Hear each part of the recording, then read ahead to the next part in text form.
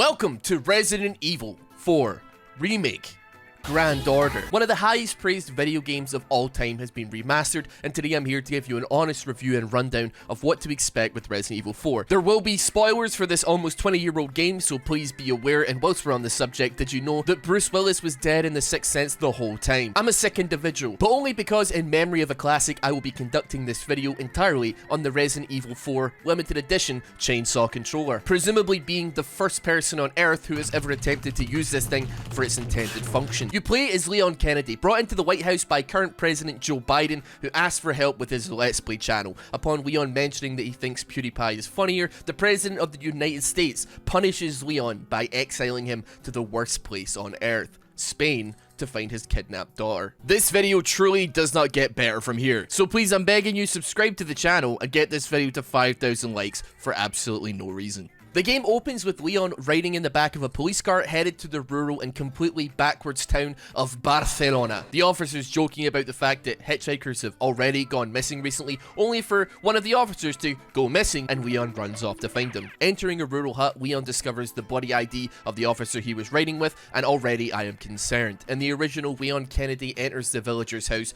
already brandishing a weapon, and only speaks English to a man who has likely never even met someone he wasn't related to, only to kill him for protecting his own property. In Resident Evil 4 Remake, despite still trying to speak English to a man who lives in a home that looks like having 8 glasses of water a day comes with a healthy helping of cholera, he speaks Spanish and comes off as a man defending himself, as opposed to the original where he comes off as a homicidal maniac. Leon finds the officer and hears on the radio that the shit has officially hit the fan. What the hell are you talking about? Calling into home base, I am already severely disappointed that we didn't get the comms cutscenes. I am the Cum Lord. Diplomatically solving this situation, Leon makes his way in the direction he believes to be the village. It's worth noting at this point that the first enemy you fight in the game is a Crimson Head. Very tanky, very fast, very strong enemies that appear in older Resident Evil games, and specifically appear in most of, if not all of the remakes. Already, we're seeing changes to this game. But if there's two things that I hope remain in this game, it's the quick time events of Leon running away from a collapsing boulder like Indiana Jones, and the dog. Alright then, moving on. Finding his way into the village, Leon catches all of the villagers preparing tapas, and Leon was not invited, thus engaging in one of the most iconic moments in gaming history. Dr. Salvador is as tanky as ever, or should I call him Chainsaw Villager. As disappointing as the crows have been in this game, only picking up money and gems like a crow would be able to carry, and not picking up literal grenades for me to use like in the old games, I came prepared to salsa with Dr. Salvador. I think it's worth addressing the elephant in the room at this point though. Some of you may be thinking, Ross, we've just sat through literal minutes of the population of Glasgow, Scotland, fighting, stabbing, and roundhouse kicking each other after what the police report would describe as only a couple of drinks. You do realise this is a survival horror game, right? You don't have to fight every single enemy. Well, survival horror games are not my thing, because they imply that I'm barely just making it by on limited weapons and limited ammunition. I like to think of this as a survival horror game, completely ignoring the game developers telling me to fight them off and last as long as possible, and instead seeing it as a direct threat from the developers themselves, prompting me to discharge every bullet, grenade, and weaponized pig into every single enemy that crosses my path. A handgun bullet costs 120 peseta, but shooting a stick of TNT in someone's hand and watching them get blown in half is priceless. Eventually, the villagers realize that Leon is infinitely too powerful to defeat and seek an excuse to leave. Say the line, Bart! Where's everyone going? Bingo?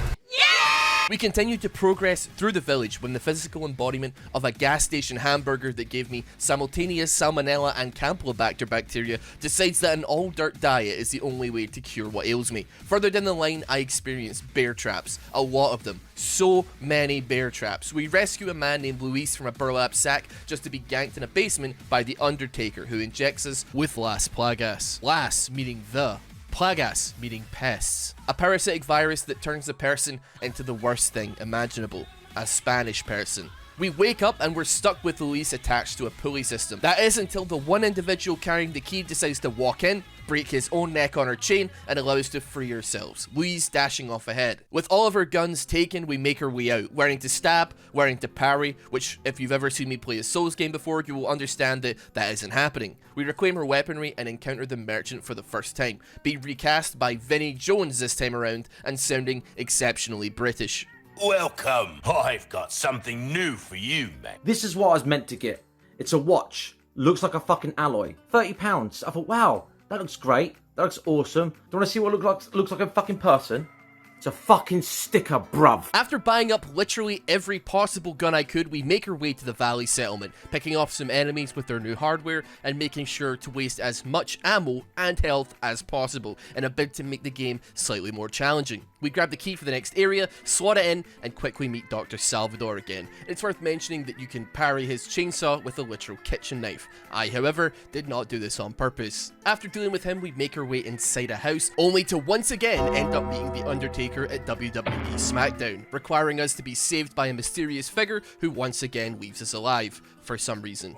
We're almost at the church and it's time to head out, but first the dog is alive! Not these dogs, but the good dog. We free him and approach the church, which is locked, funneling us back into the merchant's hideout, which is kitted out with an underground shooting gallery. I'm not kidding when I say I spent almost an entire hour down here trying to get the perfect scores on all of the challenges, purely because the music is such a banger, being the original intro music that turns into the greatest bop ever when you enter bonus mode.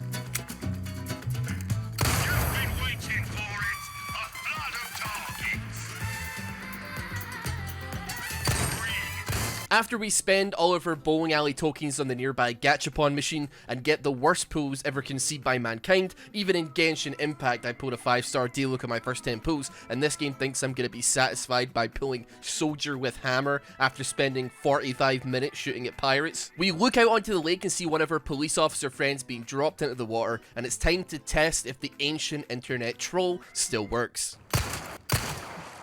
Alright, well, it's not in the game, I guess. We head through the fishing village, grab the fuel, and hop straight back into the boat. Despite pouring an extra canister of gas into it, it breaks down in the middle of the water, and we encounter the first real boss fight of the game, Del Lago. Del Lago is a giant slimy eel that drags you along whilst you practice Chinese acupuncture on it, relieving it of all of its aches, pains, and blood in its body. You made me look like a hedgehog, you dickhead. After finally missing enough of Leon's infinite supply of harpoons at it, we finally kill Del Lago, prompting Leon to pass out and have an evangelical vision of the Pope firing silly string in his face. 3 hours have passed, but we've made it to the boathouse. It's getting dark, which makes it the perfect time to introduce new enemies. These whippy boys, much like gamers, absolutely hate any form of natural or unnatural light that isn't the humming glow of a computer monitor, and as such, thrive in the darkness. We deal with both of them, go fishing for a bit, collect some suspicious looking heads, and are finally able to unlock the key that opens the church to us. Backtracking through the quarry, the gate slams shut on us, and we're left face to face with the biggest powerhouse in the entire game, El Gigante. A regular human that through ingesting entire cows one at a time has grown to the size of a one-story building. If you're familiar with Resident Evil 4, you'll know that fortunately for us, our dog friend that we saved earlier in the run would appear throughout this boss fight, distracting El Gigante and allowing us to attack the parasite on his back. Unfortunately for El Gigante, I am 30 years old and came prepared. With the boss fight finished in a single 80,000 peseta shot of a military grade rocket launcher, we learn quickly how terrible the bolt launcher is and make our way into the church, solve a quick puzzle, and finally meet Eagle 1, beginning the longest escort quest in gaming history. Ashley has also been injected with the parasite from earlier. Little did we know though that that parasite is actually a government microchip that GPS tracks her location in real time, alerting all of the nearby infected of the fact that we're holed up inside the church. Escaping the church and sneaking past the enemies waiting outside, we rush back through the village, being forced into an encounter with the entire defensive line of the New England Patriots, experiencing inoperable levels of lag because of all the wind effects and the fact that I even attempted to zoom in on a high-powered rifle. Facing insurmountable odds, Luis calls us into a cabin across a bridge and we fight off countless enemies trying to defend the building, thoroughly ruining every single round of ammunition that we have stockpiled to this point and being forced into close quarters with a man in a cow mask cosplaying as a Beyblade. It looks like we were the Resident Evil 4 all along. After retrying and doing infinitely better, Ashley shouts to follow her and we manage to escape momentarily, but the infection is getting worse, and if we're not fast enough to remove it, we are destined to become just like them. Luis departs and later meets up with Ada Wong, and I'm starting to think that we're put back into the driving seat, learning that the extraction vehicle that we were promised is unable to land because it's too windy. So we make our way into the nearby not obvious mini-boss cage and are attacked by 2 chainsaw-wielding villagers at the same time. Thankfully, the masculine urge to check every single corner, box, barrel, and drawer in the game has finally paid off. as I offload 5 of my grenades in close proximity to Ashley with absolutely no regard for her safety. Sorry Ashley, President's orders, we're doing this for America. After dealing with that problem, we leave the area, once again being snuck up on by Mendez, prompting a chase scene where we have to escape Mendez and a number of villagers. Ashley gets incapacitated, I pick her up, she's incapacitated again, and it's time to try that one more time. Ashley and Leon dive across a bridge, escaping into a barn for safety, only for Leon to get speared onto the floor below by Mendez, and it's time for another boss fight. Leon, probably unfamiliar with how smoke and oxygen work, sets the entire arena ablaze, revealing Mendez's true form. Using what little grenades that we have left to stun him and getting knocked around just a little, we manage to break Mendez in two, causing him to go Scorpion mode. Mendez fires flaming beams at Leon from the other side of the room, and as an act of dominance, I choose not to dodge a single one of them, maximizing my damage on Mendez until eventually he falls to the burning floor of the barn and we barely manage to escape. Welcome to the castle.